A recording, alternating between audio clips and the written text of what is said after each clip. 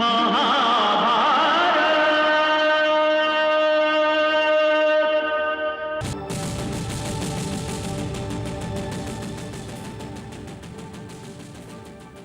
है महाराज, दुहाई है। क्या हुआ? अनर्थ हो गया महाराज, हमारा श्याम कर्ण अश्व चोरी हो गया है। क्या? किसने साहस किया उसे चुराने का? महाराज, एक नवयुवक उसे अपने साथ लेकर पास वाले वन में भाग गया है। तेरी बुद्धि तो भ्रष्ट नहीं होगी दुष्ट? भला ये कैसे संभव हो सकता है कि एक नवयुवक हमारा श्याम कर्ण अश्व ले जाए? उसके रक्षक क्या कर रहे थे? कुछ समझ में नहीं आता महाराज, कुछ समझ में नहीं आता। उस समय अचानक काली घटा छा गई, चारों तरफ अंधेरा हो गया और फिर एक भयानक आंधी आई। उस आंधी से लोग तितर बितर होकर इधर उधर भागने लगे। बस उसी भगदड़ का लाभ उठाकर वो नवयुवक श्याम कर्ण अश्व ले भागा। सेनापति! जी महाराज। तुरंत एक टुकड़ी लेकर जाओ और उस दुष्ट को पकड़कर हमारे सामने लेकर आओ। हम उसे ऐसा दंड देंगे कि संसार कांप उठेगा। जो आज्ञा महाराज। हमारा श्याम कर्ण अश्व चोरी हो गया, ये कैसे हो सकता है?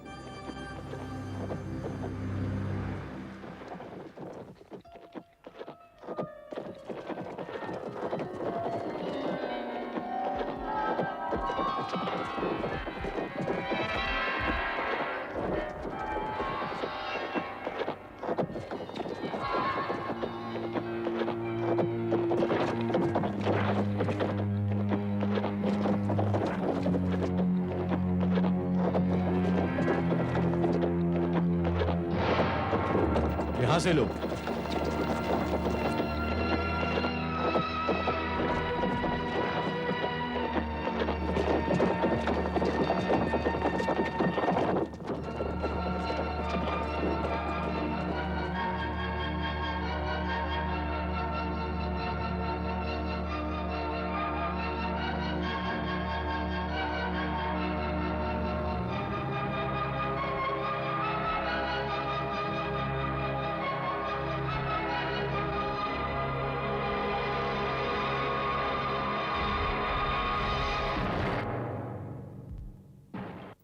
यदि आप अपने जीवन की सुरक्षा चाहते हो तो हमारा अश्व लौटाकर आत्मसमर्पण कर दो।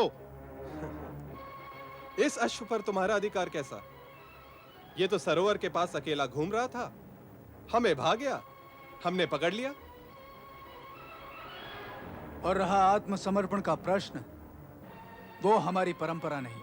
यदि हमारी सहमति के बिना हमारी वस्तु पर कोई अधिकार जमाए तो उसे दंड देना हमारी परंपरा है। आक्रमण!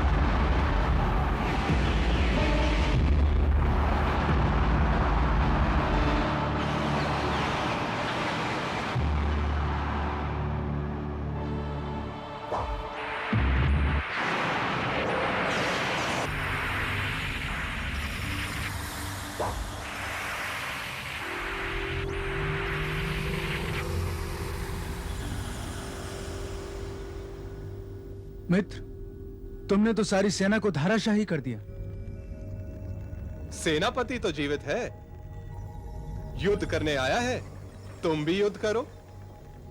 किंतु मैं युद्ध कैसे करूं? हम दोनों हस्तिनापुर से इतने शीघ्र निकल आए, मैं अपने साथ अपना कोई शस्त्र ही नहीं ला सका। साधारण सी बात है, कौन सा शस्त्र चाहिए? यदि मेरे पास मेरी गदा होती तो।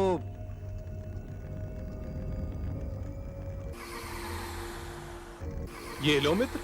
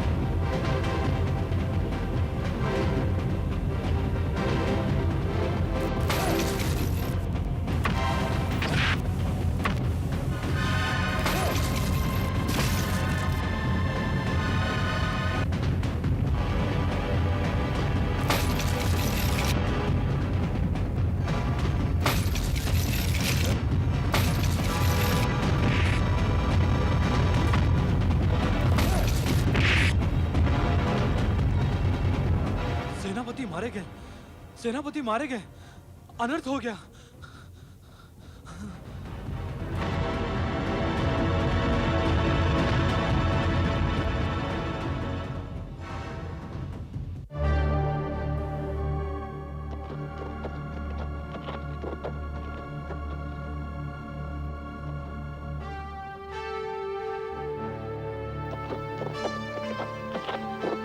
वाह मित्र, वाह।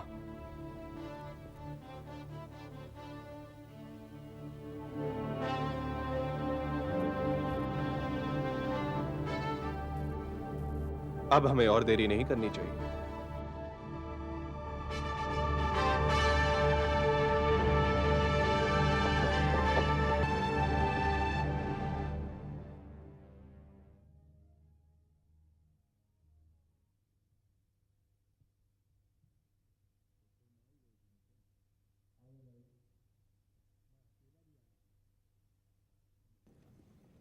महाराज, अनर्थ हो गया महाराज, हमारे सारे सैनिक मारे गए। और वो कायर सेनापति कहाँ है? महाराज, सेनापति जी भी वीर गति को प्राप्त हो गए। और उस दुष्ट चोर के साथ कितने सैनिक हैं? महाराज, मैंने 2 नवयुवकों को देखा। एक तो उनमें वो चोर था और दूसरा उसका साथी। डूब मर कहीं जाकर निर्लज्ज, 2 बालकों को नहीं पकड़ पाए तुम? हाँ? हम स्वयं चलते हैं उन दोनों दुष्टों को दंड देने के लिए और उन्हें यमलोक पहुंचाने के लिए।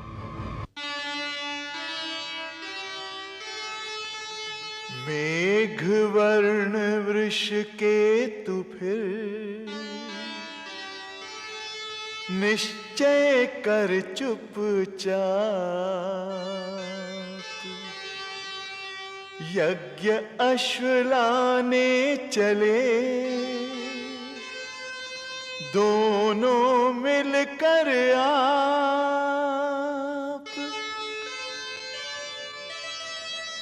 दोनों युवकों ने किया दक्षिण को प्रस्थान, लौटे लेकर अश्व को, लिए हथेली प्राण।